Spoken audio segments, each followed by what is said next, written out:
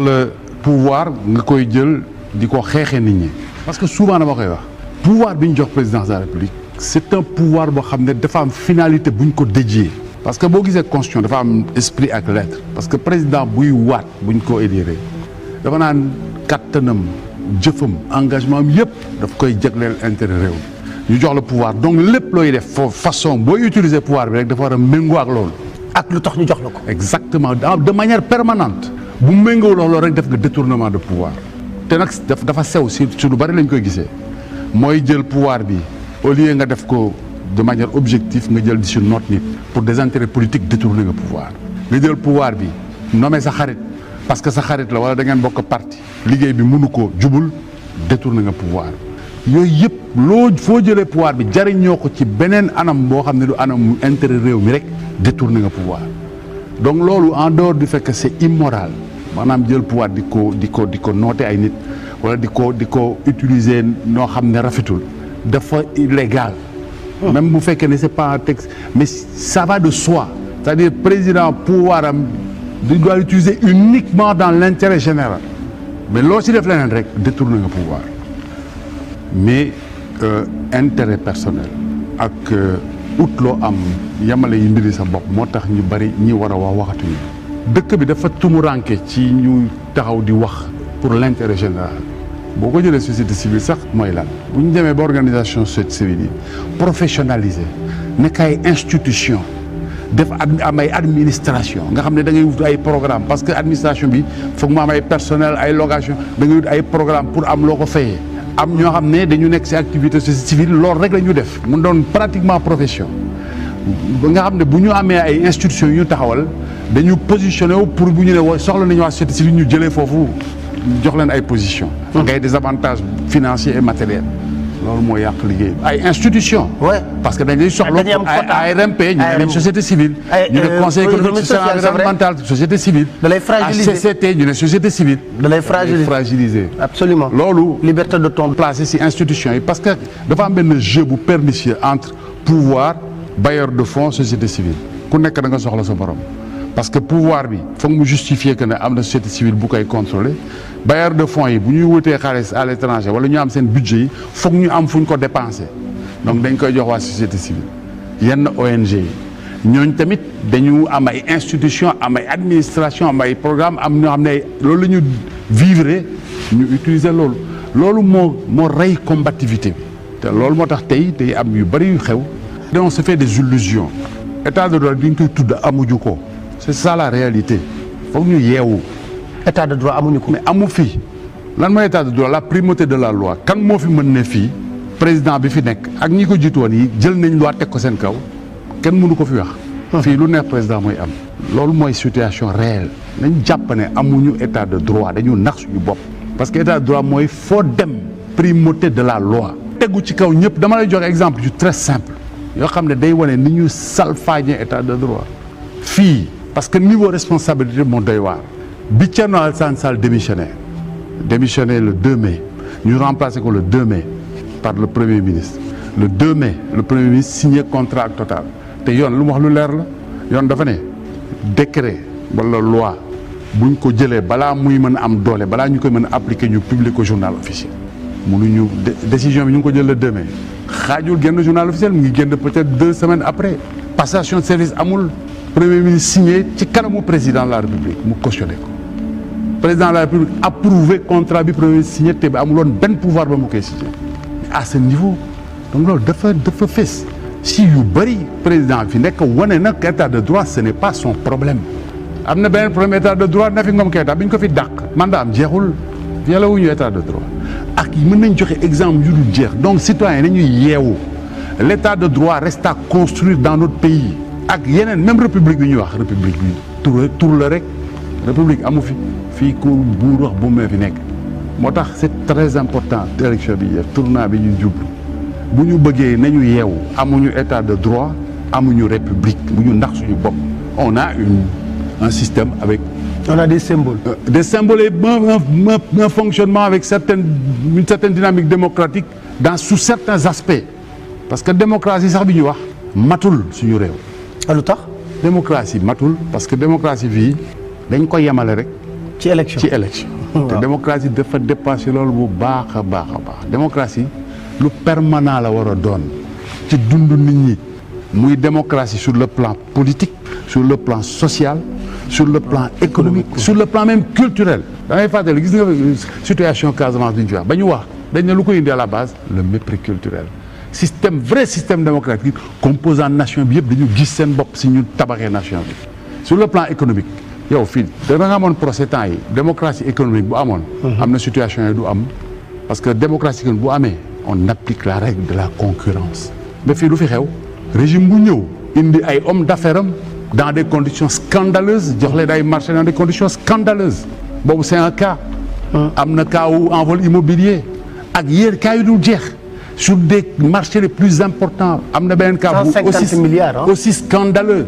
tey le plus grand marché public c'est le port de Sendou kan lañ ko jox ñu ngi ko jox koo xam ne man nag du suufeelu ma benn liggéey waaye nag dañuy wax biri buñ koy wax dañ koy wax mu leer waa ji fëgg jaay la daan jaay nga jël jox ko projet bu day ni port minéralier amu ci benn expérience xamul sax loolu lu muy ñur mais c'est parce que démocratie économique amu fi dafa am ñu mu jege te xam nañ leen. ñoom xam nañu ñun xam nañ ñu jege ba tax ñu jox leen projet yu mel noonu moo tax démocratie économique amu fi. démocratie sociale anamu kuy dem fii dem uti état administration fooy dem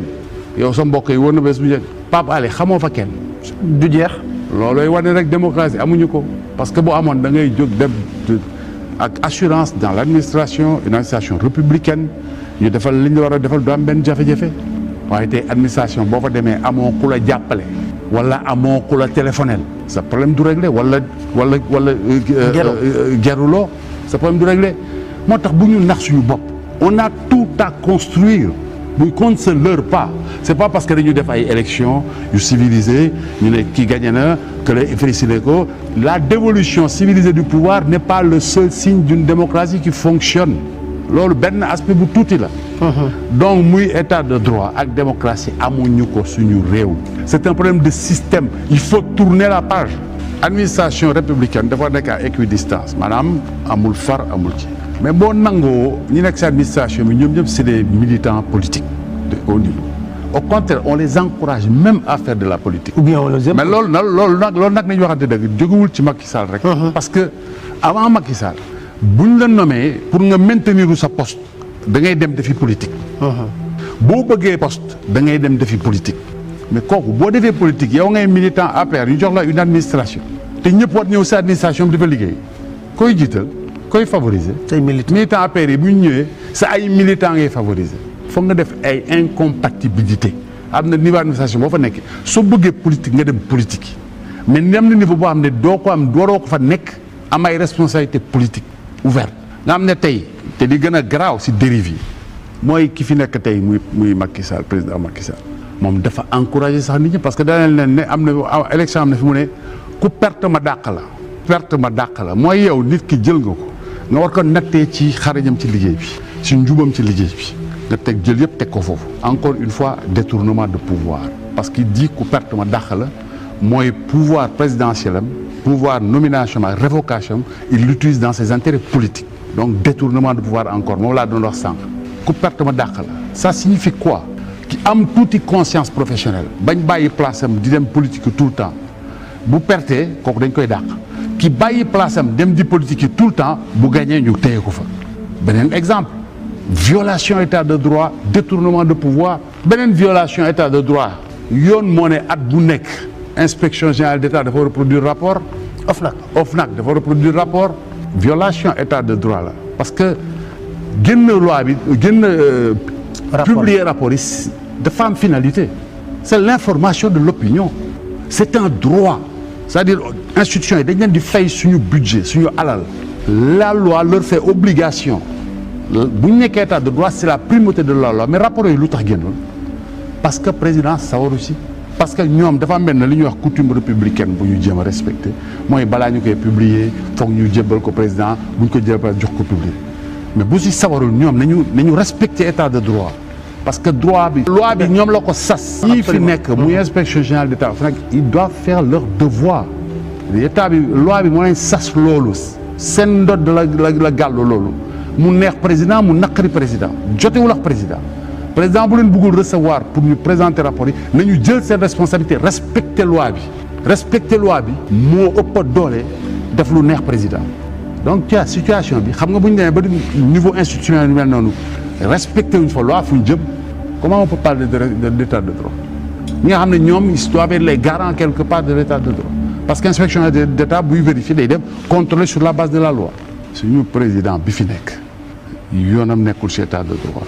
et ce n'est pas un démocrate bu ñu xamee loolu on a toutes les explications man loolu lu wér la te fee yi wax yëpp moo koy wane aussi benn cawarte pour respecter loolu et c'est très grave te xam nga loolu indi yi ñu dund yëpp yaa ma neex def lu la neex leneen li koy wane détournement encore de pouvoir nga jël sa militant teg ko mooy directeur Soleil jël sa militant mooy directeur RTS la cerise sur le gâteau nga jël koo xam ne ñëpp dañu xam jébbaloom ci pouvoir yi fi nekk muy Abdou Diouf muy Abdoulaye Wade ak Macky Sall bi nga jël def ko président d'une institution de régulation Babacar Diagne je suis désolé moi j'ai rien contre Babacar Diagne mais amul profil nekk dans un président d'une structure de régulation parce que lui n'a jamais fonctionné comme ça moom dafa mës a jébbalu ñu fi nekk tëdd lu neex pouvoir bi lay defar kooku naka la mën a nekkee ku équitable donc gis nga yooyu yëpp moo lay yee Sénégalais yi ci situation yi ay questions fondamentales ñooy posé wu c'est le système faut pas bu ñu nax suñu bopp gis nga système bi ni muy fonctionner boo yénnee Samba indi Demba bu ñëwee di defara la même chose bu ñëwee oo ay xaritam teg leen ci wetam seetul mën nañu mënuñu jub nañ jubuñu c'est ces militants teg ci wetam uti ay opérateur économique am uti ay def lu ko neex système bi dañ ko war a changer bu ñu defee refondation tëggaat mbir yi ba mu ci nekk ci yeneen anam ba nga xam ne par exemple mënu ko def bu ñu ne systématiser nañu appel à candidature poste bu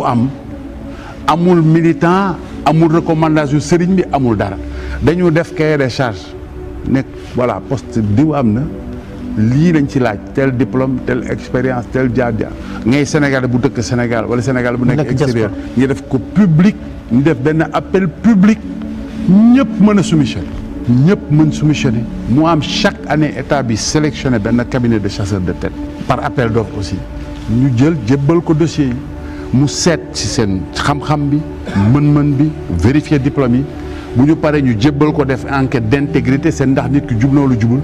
bu ñu paree jël ci ñett wala juróom jébbal ko président te du mun a génn foofu ci ñooñ lay tànn par force xam nga loolu boo ko defee yu bëri changé amatul politique amatul kii mën-mën rek mën-mën ak njub mooy les critères da ngay mën jub ñu jox la place bi aajuwul président la daan militaire dama koy supporter tuma ko yooyu la ñu war a génn changer système xam nga lii foog mu am renonciation du président benn prérogative bu am solo mooy son pouvoir de nomination à tous les postes civils et militaires président nangu ne dina ko wàññi ba dañuy exiger du ku ko neex mu tabb dañu def appel à candidature moom si ñuy génn ci appel à candidature yi il est obligé choisir si biir ñooñu loolu wàññi nga doole parce que président tey mais pratiquement tout son temps si affaire pouvoir de nomination la koy pouvoir doole président yëpp ak li ñu koy ñi koy wuti yëpp 90% affaire nomination te bu bëggee liggéey sax président bu bëgg a liggéey da ngay teggeeku loolu da ngay am temps bu doy boo liggéey kenn dootu la solal ku ñëw nga ne ko da dem soumission ñu def ko nag ci biir loi bi nga xam ne c'est pas un choix loolu wàññi nga pouvoir président lu bëri équilibrer la pouvoir yi parce que wàññi pouvoir président bi mooy laal na affaire conseil supérieur de la magistrature laal na la relation de l'exécutif avec l'Assemblée nationale Sénégal ku soxla projet fi ngay ñëw gars yi dañu tooñ sax suñu mbokk yi yeneen dëkk yi demal Sénégal loo soxla mu nga fa ñoo dàq wax ñoo dàq séminaire si yooyu duñ jëf bu fekkee ne nit ñi la ñu wax ak la ñu jëf bu ñu nekkee ci ay opposition yëpp mooy àgg ci position wu pouvoir jouir du pouvoir xam nga booy àtte nit da nga koy àtte ci objectif réel ñun ñëpp xam nañ ne depuis que politique am ci réew mi politique yoonu am alal la yoonu am pouvoir la yoonu am ay prérogatives loolu ñëpp jàpp nañ ba ñun sax dañ ko nangul nit ñi ce qui est anormal société bi dafa war a changer mentalité bañ a nangul loolu nit ñi bañ a nangu ne dem pouvoir pour am alal la mais ñun def dañ ko nangu nañ nit ñëw dugg ci pouvoir musul am liggéey xëy ñu ne la moom ñaari immeuble yi ñun ñoo ko nangu. loolu dañ ko warul nangu ñu ne pouvoir du pour dem uti alal ku bëgg alal demal nga liggéey pouvoir jaamu réew mi la.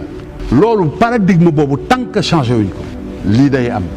ku ñëw nax nit ñi parce que naxaate bi lu koy indi mooy foog nga wax lu neex ci nopp nit ñi pour ñu élire la foog nga wax lu neex ci nopp nit ñi mais yow li sa volonté xam nga boo demee mooy ci jot ci mbir mi. loolu mooy problème bi moo tax nit ñi ma leen di ñaax ci loolu élection bu jotee ku nekk lu neex lay wax ku fi wax lu neex lay wax mais nag xamante nañ ci dëkk bi Sénégal dëkk bu tuuti la dama koy wax tout le temps Youssou Ndour way na ko ci lees waxul bul yem ci wax ji rek seetal di nekk ci gannaaw wax ji nga nattee ko tamit nit ki jaar parce que fii lañ dëkk nit ki lu muy wax tey est-ce que war na ko mën wax nit ñu dégg